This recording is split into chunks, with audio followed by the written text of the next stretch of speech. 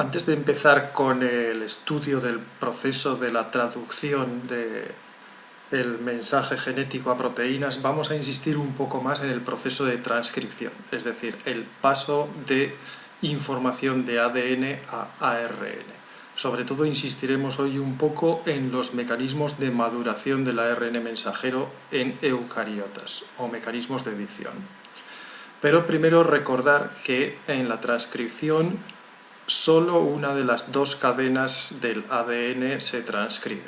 Esa cadena es la que llamamos hebra molde o hebra menos, y la que no se transcribe es la hebra codificante o hebra más. Vamos a ver esta animación.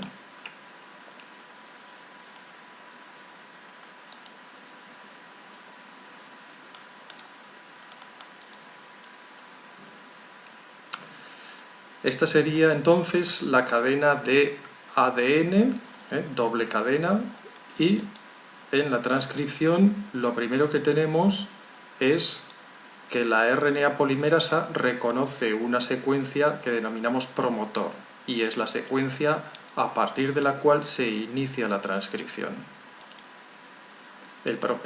La RNA polimerasa se une al ADN y abre una burbuja de transcripción, donde está el hueco en el cual van encajando los nucleótidos de ARN correspondientes a la hebra molde, que sería esta de aquí abajo. Como veis, en un primer momento hay una pequeña fracción de un híbrido de ADN y ARN, el ADN en azul, el ARN en rojo. Pero enseguida el ARN se va separando y se va desligando de la cadena de ADN. La transcripción continúa hasta que se encuentra una secuencia de terminación que indicará que la RNA polimerasa se separa y nos queda una cadena de ARN ya transcrita. Vale.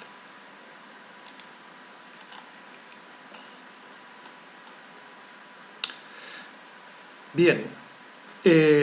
La maduración del ARN en las células eucariotas es mucho más compleja que en las células procariotas. Básicamente el mecanismo principal es el de corte y empalme.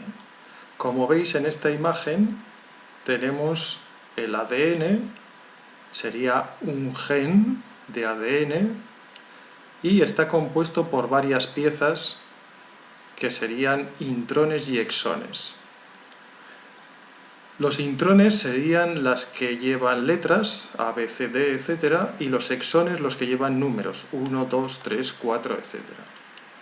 Cuando se produce la transcripción, se transcriben a ARN tanto los intrones como los exones. Tendríamos entonces una cadena de ARN que sería un transcrito primario. A este transcrito primario ya se le producen dos modificaciones. Una en el extremo 5' al principio de la cadena, que sería un trozo extra que se añade que se llama casquete, y al final, en el extremo 3', otro trozo que es una cola poli A.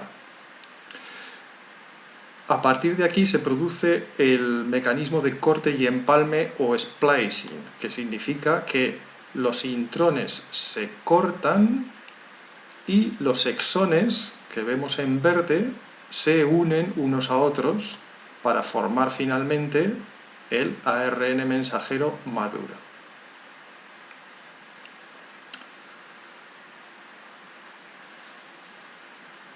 Bien. El corte y empalme se puede producir de diferentes maneras. La más típica es la formación de unos bucles, como veis aquí, los intrones forman un bucle, con lo cual los segmentos de los exones se acercan, se produce un corte y se unen los dos exones, mientras que el intrón queda escindido fuera. Habitualmente, este corte y empalme se puede producir por enzimas que están formadas precisamente por RNAs. Es decir, que los RNAs no solo actúan como transmisores de información a partir del ADN, sino también que tienen un valor enzimático, lo cual es sumamente interesante.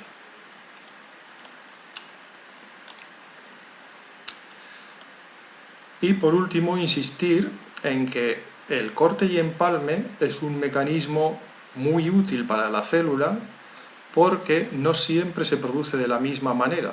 Existen diferentes formas de cortar los exones y separarlos del transcrito primario. De esta forma, que se llama corte y empalme alternativo, podemos tener, a partir de un mismo transcrito primario, diferentes mecanismos de corte y empalme y, por tanto, obtener diferentes RNAs mensajeros y diferentes proteínas a partir del mismo gen. Aquí, por ejemplo, en este esquema, vemos que este transcrito primario se puede cortar y empalmar de dos maneras diferentes. Aquí solamente ha quedado este exón y aquí, en este RNA mensajero, ha quedado este exón y lo que en el anterior corte y empalme era un intrón. Por lo tanto, dos ARNs mensajeros maduros a partir del mismo transcrito primario, es decir, a partir del mismo gen de ADN. Vamos a ver esta otra animación sobre el corte y empalme.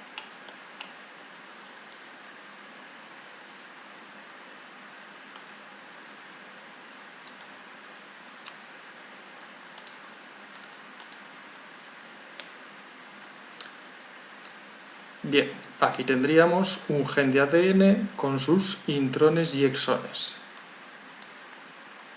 Avanzamos en la animación, los exones están representados como fragmentos azules y los intrones numerados como fragmentos naranjas. Se produce la transcripción y tendríamos el transcrito primario con su casquete en la parte inicial y su cola polía en la parte final. Ahora vendría el proceso de corte y empalme. Este intrón se va a separar de la cadena de ARN y se va a escindir. De ello se encargan unos pequeños ARNs que se llaman RNAs pequeños nucleares que se unen en los puntos de unión entre el exón y el intrón, producen el bucle de RNA del intrón y lo cortan uniendo los exones en un nuevo trozo. Así es como obtendríamos el RNA mensajero maduro. Vale. Por último, recordar que además de los mecanismos normales que tenemos de flujo de información, en los virus existen otros mecanismos diferentes. Sobre todo tenemos los virus cuyo mensaje genético está escrito en un RNA y a partir de ese RNA pueden formar un DNA cuando invaden una célula. Tienen, por lo tanto, una retrotranscriptasa o transcriptasa inversa que permite la síntesis de ADN a partir del ARN. Otros virus también tienen su mensaje genético en forma de RNA y son capaces, mediante una RNA polimerasa dirigida por RNA, de hacer copias de su RNA para las nuevas partículas víricas e invasivas. En el próximo vídeo empezaremos ya con la traducción, con la síntesis de proteínas.